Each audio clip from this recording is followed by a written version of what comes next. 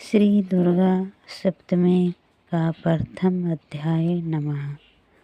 प्रथम चरित्र के ब्राह्मण ऋषि महाकालीन देवता गायत्री छंद नंदा शक्ति रक्त दंडिका बीज अग्नि तत्व और ऋग्वेद स्वरूप है। श्री महाकाली देवता के प्रशंसा के लिए प्रथम चरित्र के जप में विनियोग किया गया है। भगवान विष्णु के सो जाने पर मधु और केटव को मरने के लिए कमल जन्मा ब्रह्मा जी ने जिनका स्तवन किया था, उन महाकाली देवी का मैं सेवन करता हूँ। वे अपने 10 हाथों में खड्ग चक्र गदा बाण धनुष परिशूल भिक्षुन मस्तक और शंख धारण करते हैं। उनके 3 नेत्र हैं। वे समस्त अंगों में दिव्य आभूषणों से विभूषित हैं। उनकी शरीर की क्रांति नीलमणि के समान है तथा वे 10 मुख और 10 पैरों से युक्त है। मांडवी जी बोले, सूर्य के पुत्र शार्वणिक जो 8वें मनु कहे जाते हैं, उनकी उत्पत्ति की कथा विस्तार पूर्वक कहता हूँ। सुनो। सूर्य कुमार महाभाग शार्वणी भगवती महामाया के अनुग्रह से जिस प्रकार मनवंतर के स्वामी हुए, वही प्रसंग सुनाता हूँ। पूर्व काल की बात है। स्वरोचिष मनवत में सूरथ नाम के एक राजा थे जो चैत वंश में उत्पन्न हुए थे। उनका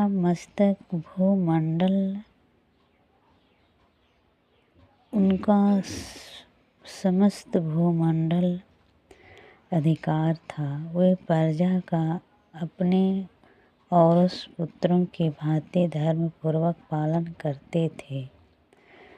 तो भी उस समय कोलावंशी नामक के क्षत्रिय उनके शत्रु हो गए। राजा सूरथ की दंड नीति बड़ी प्रबल थी। उनका शत्रुओं के साथ संग्राम हुआ।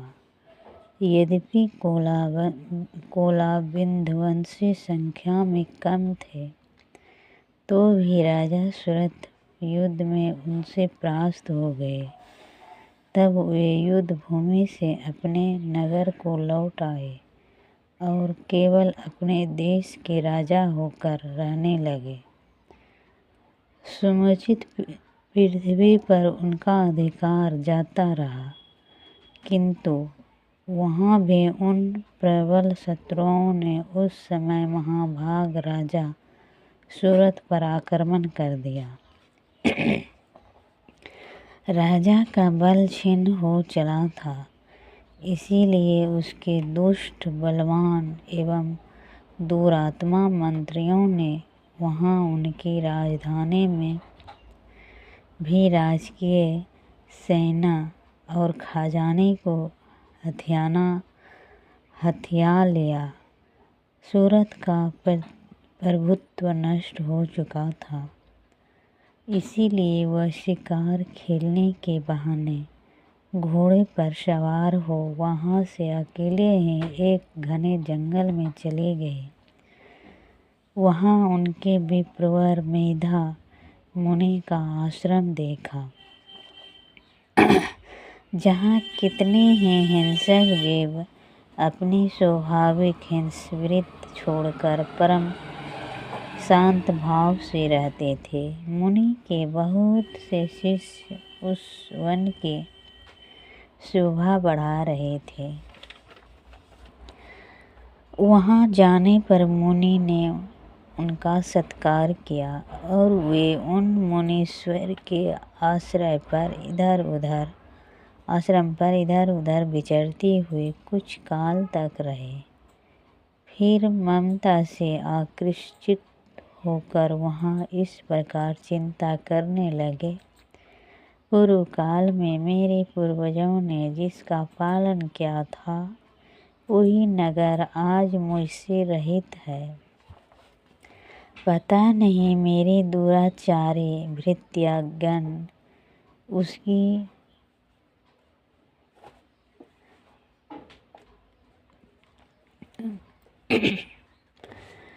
उसकी धर्म पूर्वक रक्षा करते हैं या नहीं। जो सदा मर्द की वर्षा करने वाला और शूलवीर था वह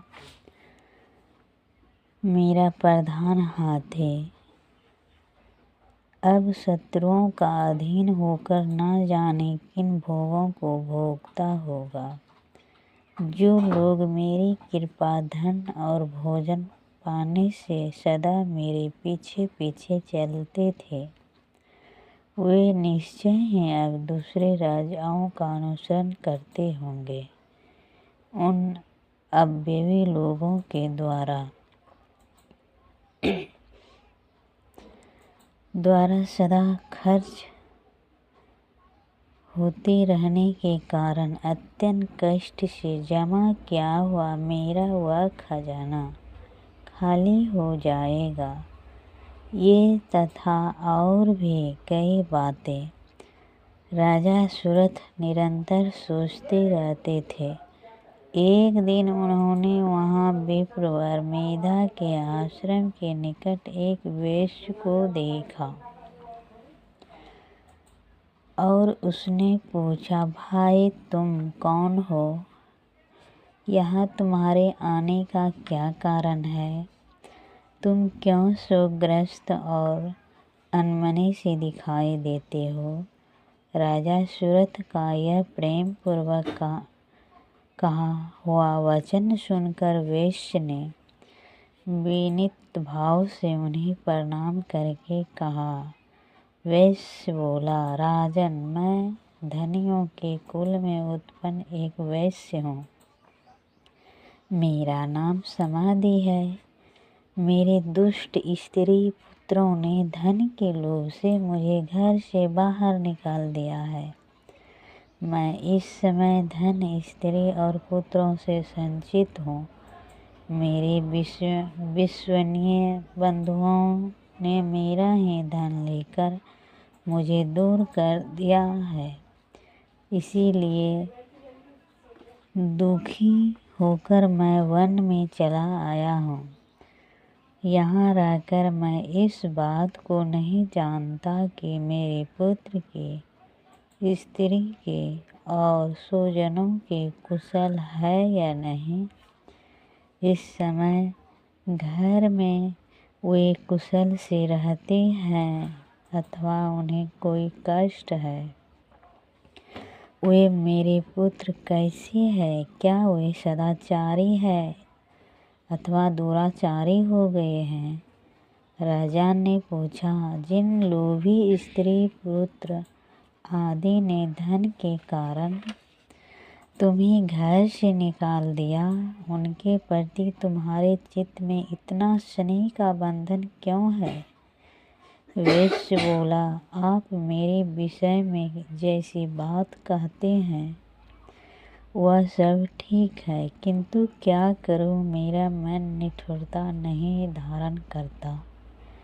जिन्होंने धन के लोभ में पड़कर पिता के प्रति स्नेह, पति के प्रति प्रेम तथा आत्मीय जन के प्रति अनुराग को तिलांजलि दे मुझे घर से निकाल दिया है, उन्हीं के प्रति मेरे हृदय में इतना स्नेह है। महामते, गुणहीन बंधुओं के प्रति भी तो मेरा चित्त इस प्रकार प्रेममग्न हो रहा है। यह क्या है? इस बात को मैं जानकर भी नहीं जान पाता। उनके लिए मैं लंबी सांसें ले रहा हूँ और मेरा हृदय अत्यंत दुखित हो रहा है। इन लोगों में प्रेम का सर्वथा अभाव है, तो भी उनके प्रति जो मेरा मन निठुर नहीं हो पाता, इसके लिए क्या करूं। मांडव्य जी कहते हैं, ब्राह्मण तदंतर राजाओं श्रेष्ठ, सूथर और वह समाधि नामक वैश्य दोनों साथ साथ मेधा मुनि की सेवा में उपस्थित हुए और उनके साथ यथायोग्य न्यायानुकूल विनयपूर्वक वर्ताव करके बैठे। तत्पश्चात वैश्य और राजा ने कुछ वार्तालाप आरंभ किया। राजा ने कहा, भगवान, मैं आपसे एक बात पूछना चाहता हूँ, उसे बताइए। मेरा चित्त अपने अधीन न होने के कारण वह बात मेरे मन को बहुत दुख देती है। जो राज मेरे हाथ से चला गया है, उसमें और उसके संपूर्ण अंगों में मेरा ममता बनी हुई है। मुनि श्रेष्ठ, यह जानते हुए भी कि वह अब मेरा नहीं है, अज्ञानी के भांति मुझे उसके लिए दुख होता है। यह क्या है? इधर वह वैश्य भी घर से अपमानित होकर आया है। उसके पुत्र, स्त्री और भृत्यों ने उन्हें छोड़ दिया है। स्वजनों भी इसका परित्याग कर दिया है, तो भी यह उनके प्रति अत्यंत हार्दिक स्नेह रखता है। इस प्रकार यह तथा मैं दोनों ही बहुत दुखी हूँ। जिसमें प्रत्यक्ष दोष देखा गया है, उस विषय के लिए भी हमारे मन में ममता जनित आकर्षण पैदा हो रहा है। महाभाग, हम दोनों समझदार हैं, तो भी हम में जो मोह पैदा हुआ है, यह क्या है? विवेक शून्य पुरुष के भांति मुझ में और इसमें भी यह मूढ़ता प्रत्यक्ष दिखाई देती है। ऋषि बोले, महाभाग, विषय मार्ग को ज्ञान सब जीवों को है। इसी प्रकार विषय भी सबके लिए अलग अलग है। कुछ पुराने दिन में नहीं देखते और दूसरे रात में ही नहीं देखते, तथा कुछ जीव ऐसे हैं जो दिन और रात्रि में भी बराबर ही देखते हैं। यह ठीक है कि मनुष्य समझदार होते हैं, किंतु केवल वे ही ऐसे नहीं होते। पशु, पक्षी और मृग आदि सभी प्राणी समझदार होते हैं। मनुष्य की समझ में भी वैसी ही होती है जैसी उन मृग और पक्षियों की होती है, तथा जैसी मनुष्यों की होती है, वैसी ही उन मृग, पक्षी आदि की होती है। यह तथा अन्य बातें भी प्रायः दोनों में समान ही है। समझ होने पर भी इन पक्षियों को तो देखो, ये स्वयं भूख से पीड़ित होते भी मोहवश बच्चों की चोंच में कितने चाव से अन्न के दाने डाले रहते हैं। नर श्रेष्ठ, क्या तुम नहीं देखते कि ये मनुष्य समझदार होते हुए भी लोभवश अपने किए हुए उपकार बदला पाने के लिए पुत्रों की अभिलाषा करते हैं। यद्यपि उन सब में समझदारी कमी है, तथापि वे संसार की स्थिति, जन्म मरण की परंपरा बनाए रखने वाले भगवती महामाया के प्रभाव द्वारा ममतामय भामर से युक्त मोह के गहरे गर्त में गिराए गए हैं।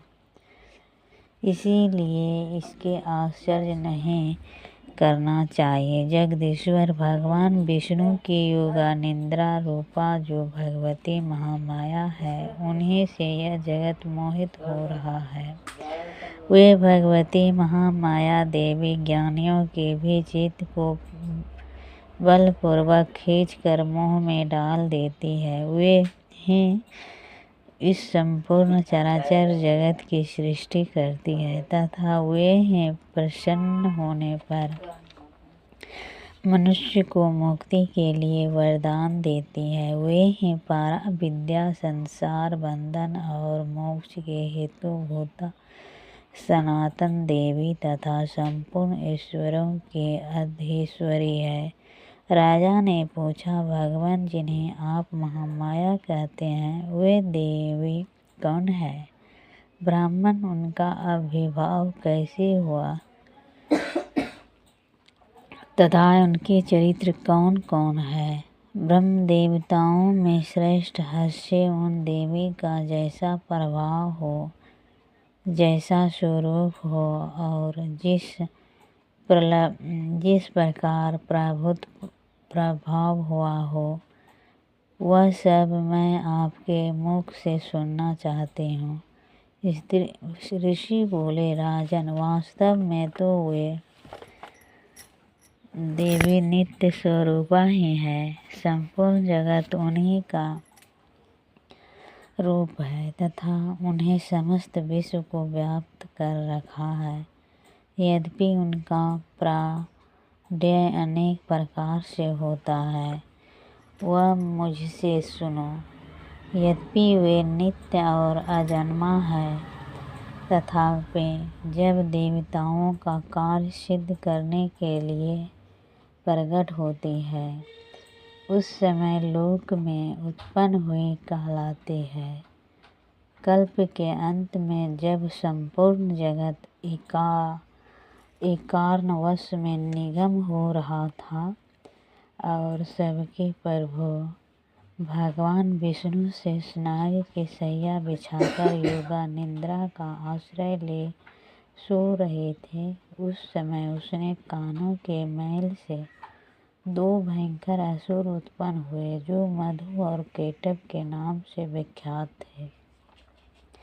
वे दोनों ब्रह्मा जी का वध करने के तैयार हो गए। भगवान विष्णु के नाभि कमल से विराजमान प्रजापति ब्राह्मण ने जब उन दोनों भयानक असुरों को अपने पास आया और भगवान को सोया हुआ देखा, तब एकाग्रचित्त होकर उन्होंने भगवान विष्णु को जगाने के लिए उनके नेत्र में निवास करने वाली योगा निद्रा का स्तवन आरंभ किया, जो इस विश्व की अधीश्वरी जगत को धारण करने वाली, संसार का पालन और संहार करने वाली तथा तेज स्वरूप भगवान विष्णु की अनुपम शक्ति है। उन्हीं भगवती निद्रा देवी की भगवान ब्राह्मण स्तुति करने लगे। ब्रह्मा जी ने कहा, देवी तुम ही सुहा हो, तुम ही स्वधा हो, तुम ही अष्टकार हो, स्वर भी तुम्हारे ही स्वरूप है। तुम ही जीवदायिनी हो, सुधा हो, नित्य अक्षर प्रणव महाकर उनका मकार। इन 3 मात्राओं के रूप में तुम ही स्थित हो तथा इन 3 मात्रकों के अतिरिक्त जो बिंदु रूप नित्य धर्म मात्र और जिसका विशेष रूप से उच्चारण नहीं किया जा सकता, वह भी तुम ही हो। उन्हीं हो भी तुम ही हो। देवी तुम संध्या, सावित्री तथा परम जननी हो। देवी तुम ही इस विश्व ब्रह्मांड को धारण करती हो।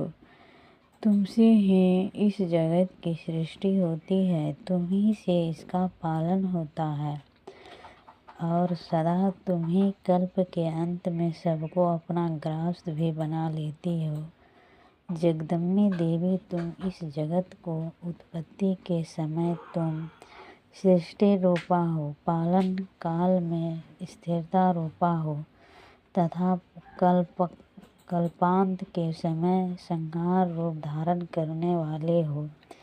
तुम ही महाविद्या, महामाया, महामेधा, महासमृद्धि, महामोह रूपा, महादेवी और महासुरी हो। तुम ही तीनों गुणों को उत्पन्न करने वाली सबकी प्रकृति हो। भयंकर काल रात्रि, महारात्रि और मोह रात्रि भी तुम ही हो। तुम ही श्री, तुम ही ईश्वरी, तुम ही हैं और तुम ही बोध स्वरूपा बुद्धि हो। लज्जा, पुष्टि, दृष्टि, शांति और क्षमा भी तुम ही हो। तुम खग धारणी हो, शूल धारणी हो, घोर रूपा तथा गदा, चक्र, शंख और धनुष धारण करने वाली हो। बाण, भिक्षुणी और परिद्ध ये भी तुम्हारे अस्त्र और तुम सौम्य और सुमात्य हो, सौम्य और सुमात्यर हो। इतना ही नहीं, जितने भी सौम्य और सुंदर पदार्थ है उन सब की अपेक्षा तुम अत्यधिक सुंदरी हो। पर और अपर सबसे बड़े परे रहने वाली परमेश्वरी तुम ही हो। स्वरूपी पे देवी, कहीं भी सत्य और सत्य रूप जो तुम वस्तु हो और उन सब को जो शक्ति है वह तुम ही हो। ऐसी अवस्था में तुम्हें स्तुति क्या हो सकती हो, जो इस जगत की सृष्टि, पालन और संहार करते हैं। उन भगवान को भी जब तुमने निंदा से अधीन कर दिया है, तब तुम्हारी स्तुति करने में यहाँ कौन समर्थ हो सकता है। मुझको, भगवान शंकर को तथा भगवान विष्णु को भी तुमने ही शरीर धारण किया है, अतः तुम्हारी स्तुति करने की शक्ति किसमें है। देवी, तुम तो अपने इन उदार प्रभाव से ही प्रशंसित हो। ये जो दोनों दुर्धर्ष असुर मधु और केटभ है, उनको मुंह में डाल दो और जगदीश्वर भगवान विष्णु को शीघ्र ही जगा दो। साथ ही उनके भीतर इन दोनों महान असुरों को मार डालने की बुद्धि उत्पन्न कर दो। ऋषि कहते हैं, राजन, जब ब्रह्मा जी ने वहाँ मधु और केटभ को मारने के उद्देश्य से भगवान विष्णु को जगाने के लिए तमोगुण के अधीश्वरी देवी योगानिद्रा की इस प्रकार स्तुति की, तब वे भगवान के नेत्र, मुख, नासिका, बाहु, हृदय और वक्षस्थल से निकलकर अव्यक्त जन्मा ब्रह्मा जी के दृष्टि के समक्ष खड़े हो गए। योग निद्रा से मुक्त होने पर जगत के स्वामी भगवान जनार्दन उस एकावर्ण के जल में शेषनाग की शैया से जाग उठे। फिर उन्होंने उन दोनों असुरों को देखा। वे दुरात्मा मधु और केटभ अत्यंत बलवान तथा पराक्रमी थे और क्रोध से लाल आंखें के ब्रह्मा जी को खा जाने के लिए उद्योग कर रहे थे। तब भगवान श्री हरि ने उठकर उन दोनों के साथ 5000 वर्ष तक केवल बाहुयुद्ध किया। वे दोनों भी अत्यंत बल के कारण उन्नत हो रहे थे। इधर महामाया ने उन्हें मोह में डाल रखा था, इसीलिए वे भगवान विष्णु से कहने लगे, हम तुम्हारी वीरता से संतुष्ट हैं, तुम हम लोगों से कोई वर मांगो। श्री भगवान बोले, यदि तुम दोनों मुझ पर प्रसन्न हो तो अब मेरे हाथ से मारे जाओ। बस इतना सा ही मैंने वर मांगा है, यहाँ दूसरे किसी वर से क्या लेना है। ऋषि कहते हैं, इस प्रकार धोखे में आ जाने पर जब उन्हें संपूर्ण जगत में जल ही जल देखा, तब कमल नयन भगवान से कहा, जहाँ पृथ्वी जल में डूबी हुई ना हो, जहाँ सूखा स्थान हो, वहीं हमारा वध करो। श्री ऋषि कहते हैं, तब तथास्तु कहकर शंख चक्र और गदा धारण करने वाले भगवान ने उन दोनों के मस्तक अपनी जांघ पर रख कर चक्र से काट डाले। इस प्रकार ये देवी महामाया ब्रह्मा जी की स्तुति करने पर स्वयं प्रकट हुई थी। अब पुनः तुमसे इनके प्रभाव का वर्णन करता हूँ, सुनो। इसी प्रकार पहला अध्याय पूरा हुआ। प्रथमा अध्याय श्री दुर्गा सप्तमी का पहला अध्याय पूरा हुआ। माँ दुर्गा अम्बे की जय। माँ आदि शक्ति नमः।